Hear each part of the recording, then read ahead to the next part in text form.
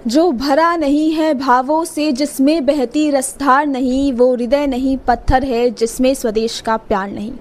आज news index channel के साथ एक हमारी स्पेशल पेशकश है। आज मैं किसी सेलिब्रिटी का इंटरव्यू नहीं ले रही, आज मैं एक ऐसे व्यक्ति का इंटरव्यू ले रही हूँ जो महाराष्ट्र की इस ज़मीन से एक ऐसे कार्य की शुरुआत की। 1993 में इस कार्य की शुरुआत करके इन्होंने निष्ठुर भाव से हमेशा जनसेवा और देशभक्ति को जगाए रखने का एक अद्भुत प्रयास किया है। एक ऐसा शख्सियत जिसने देश के बारे में सोचा, जिसने विद्यार्थी के बारे में सोचा, जिसने मोदी जी की मुहिम हर घर तिरंगा को हमेशा बनाए की चेष्टा की। आज मैं आपको उन व्यक्ति से मिलाने जा रही हूँ। नहीं, एक विचारधारा बन चुका है। जी हाँ, मैं ऐसा इसलिए कह रहा हूँ क्योंकि महाराष्ट्र के अमरावती जिले के रहने वाले शारीरिक शिक्षक रह चुके संतोष अरोरा ने अपने नाम एक अनोखा रिकॉर्ड बनाया है।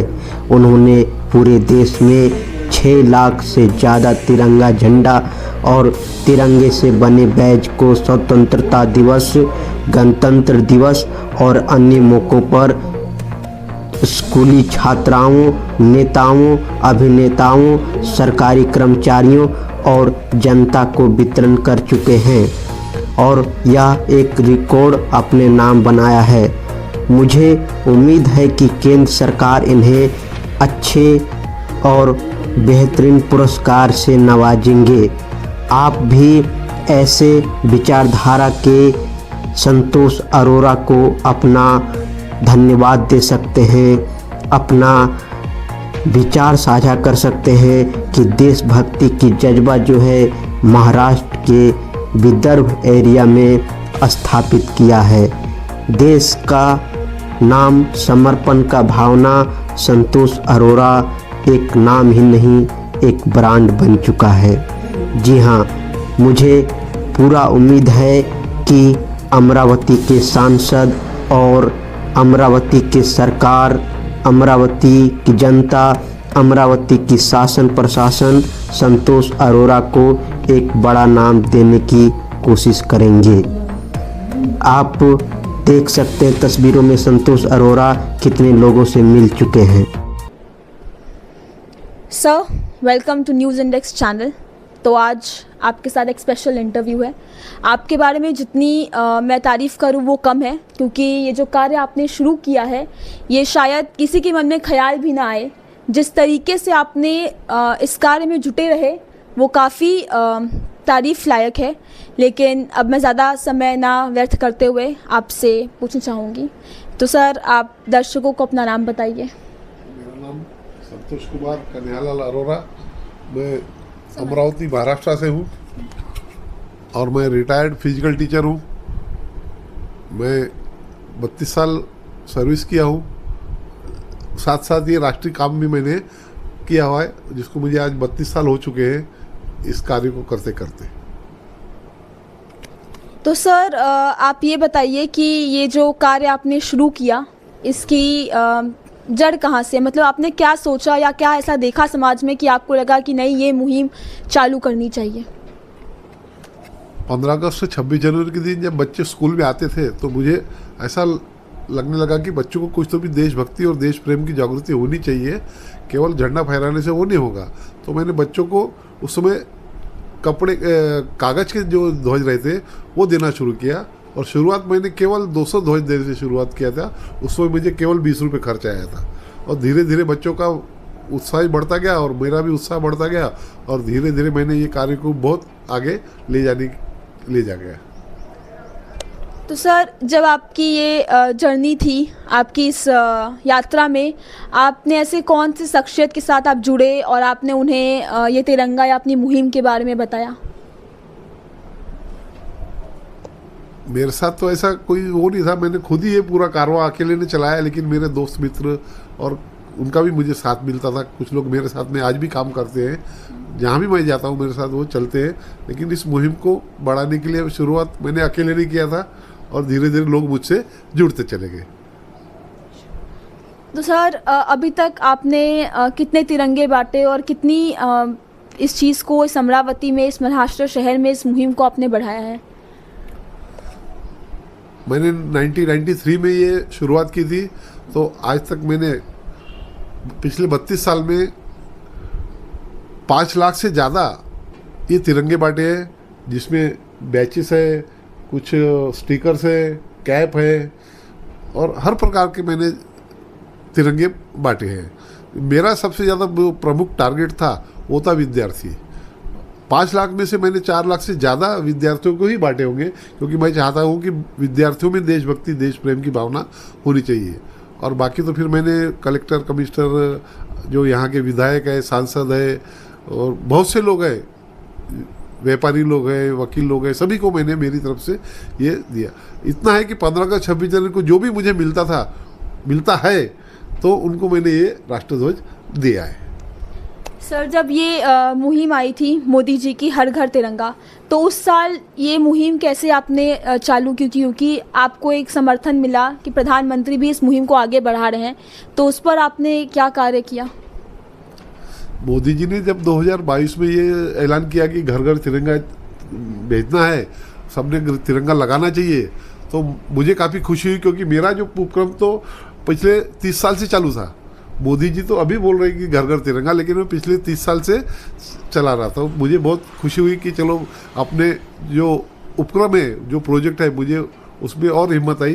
तो मैंने उसके लिए हालांकि मैं मोदी जी की ना देश प्रेम, राष्ट्र प्रेम बराबर कर सकता, लेकिन फिर भी मैंने उनके इस उपक्रम को आगे बढ़ाने के लिए एक ऐसा काम किया कि मोदी जी तक ये संदेश जाना चाहिए। मैंने उस समय 500 कपड़े के बहुत बड़े झंडे लाए और मैंने अमरावती शहर के 500 ऑटो पर वो झंडे लगा दिए, और वो ऑटो पूरे अमरावती में घूम रहे थे। मैं तो केवल इतना ही कर सकता था कि हर व्यक्ति तक वो मैसेज जाना चाहिए। अब मोदी जी की बराबरी तो वैसे मैं कर ही नहीं सकता, लेकिन उनके पास इतनी बड़ी यंत्रणा थी, करोड़ों रुपए खर्च किए उन्होंने, लेकिन मैंने मेरे स्तर पर इतना काम किया। और महाराष्ट्र के जितनी भी बसेस थी अमरावती के बस अड्डे पे आने वाली, उन बस अड्डे पे आने वाली बसों पे मैंने वो तिरंगे लगाए, ताकि पूरे महाराष्ट्र में वो मैसेज जाना चाहिए। इस प्रोजेक्ट था, उसको मेरा प्रोजेक्ट भी बढ़ा और मोदी जी का भी बढ़ा। मुझे आज भी खुशी है कि वो आज घर घर तिरंगे का प्रोजेक्ट अभी तक शुरू है। तो सर, जैसा कि आपने बोला कि आपने 5 लाख से ज़्यादा तिरंगे बांटे हैं, आपने ऑटो, बसेस, अधिकारी, सबको ये तिरंगे बांटे, और आपका ये कहीं ना कहीं प्रयास था कि विद्यार्थी तक ये बात पहुँचे, क्योंकि विद्यार्थी ही इस समाज को आगे बढ़ाएंगे। और उनके अंदर देशभक्ति की भावना आ गई तो फिर कहीं ना कहीं वो सबको या समाज को सुधारने में एक बहुत बड़ा प्रयास कर सकते हैं। तो सर, ऐसी कोई शख्सियत जिसको आपने जिस तक आपने कार्य पहुंचाया, जिसको आपने तिरंगा दिया और आपको लगा कि नहीं आज मुझे सफल हुआ, उस व्यक्ति ने मेरी प्रशंसा की, या आपको लगा वो खुशी देखकर किसी के चेहरे में, ऐसी कोई शख्सियत? सर, ये तो ऐसा है कि तिरंगा जब मैं लगाता हूँ किसको, तो वो तिरंगा लगाने के पहले जब वो देखता है तिरंगा, तो वो उसका चेहरा वैसे खुशी से फूल जाता कि भाई तिरंगा है तो मुझे पहले लगाइए। इस कारण वो सबसे समाधान मुझे उसी समय होता है कि जिसको भी तिरंगा लगाया जाता है तो वो खुश हो जाता है।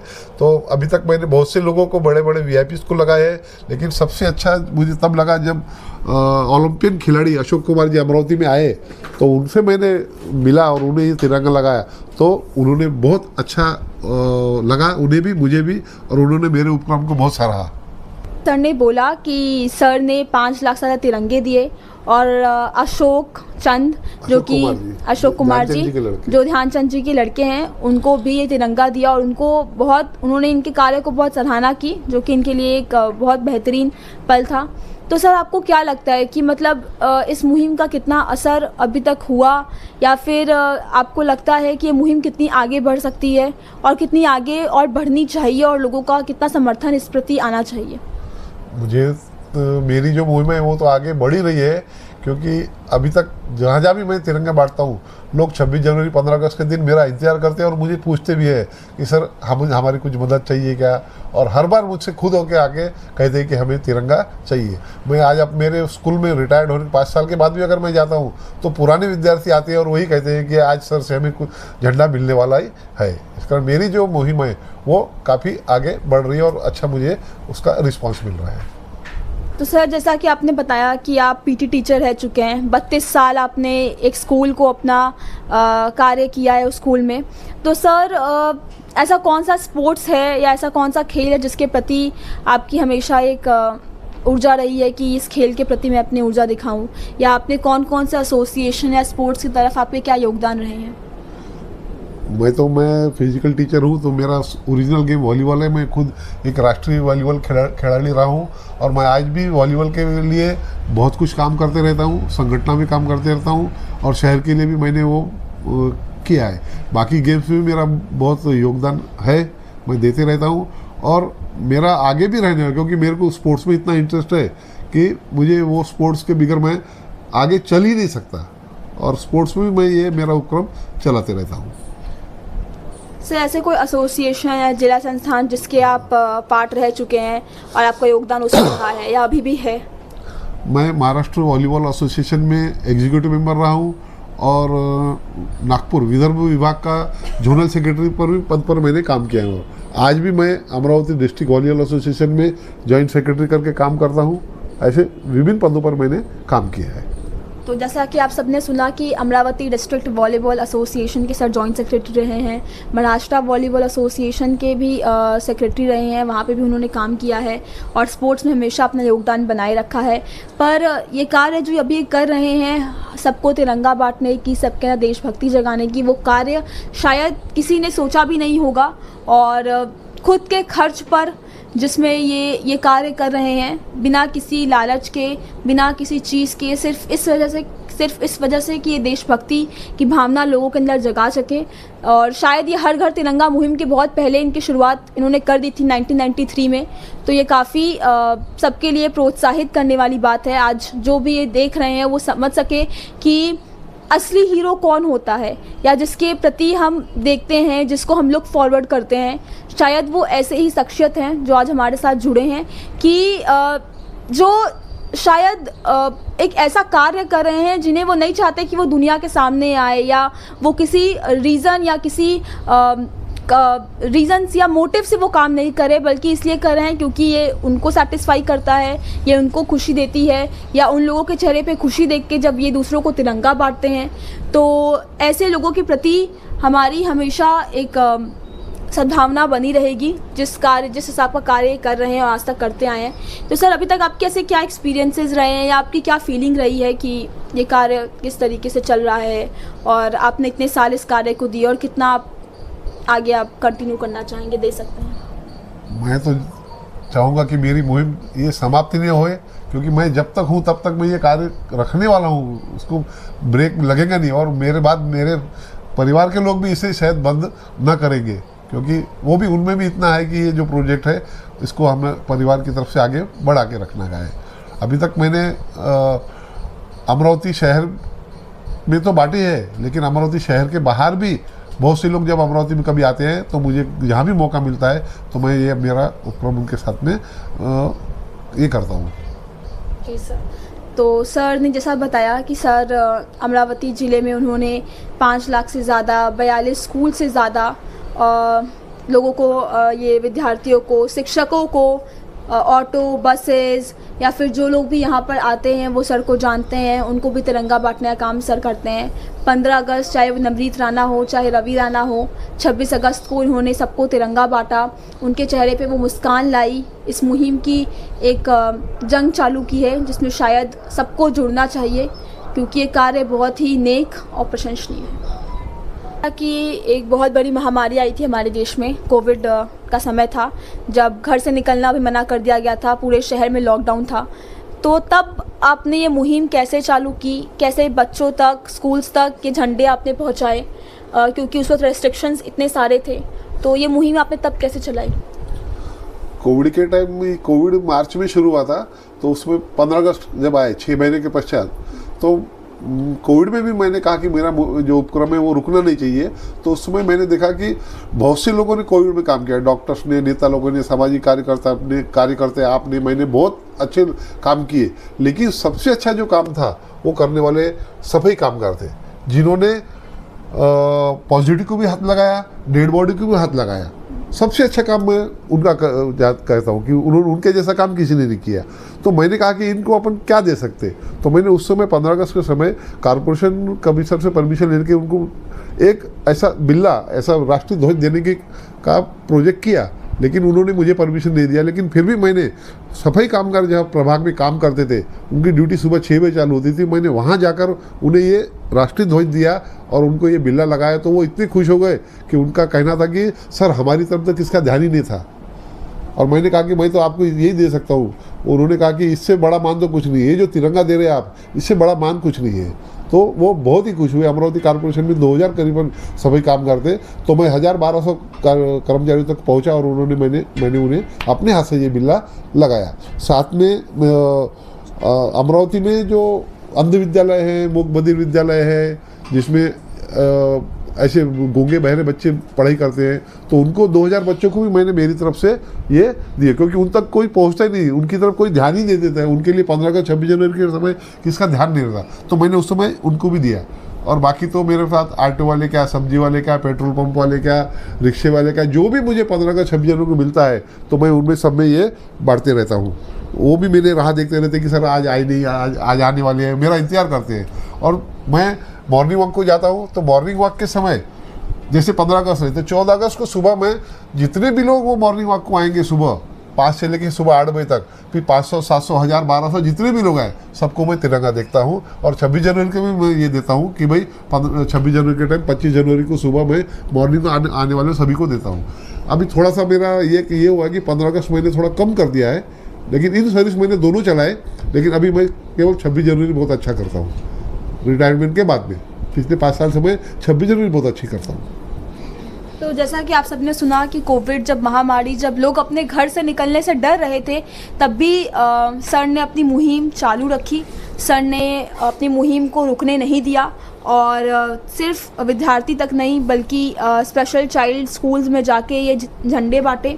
साथ में उन्होंने सफाई कर्मचारी, जिनका सच में किसी ने सोचा भी नहीं, सब अपने बारे में उस वक्त सोच रहे थे, पर सर का ध्यान गया, क्योंकि सर के अंदर हमेशा से वो सद्भावना थी। उनका ध्यान सफाई कर्मचारियों पे गया और उन्होंने उनको तिरंगा बांटने की पूरी कोशिश की और बांटा।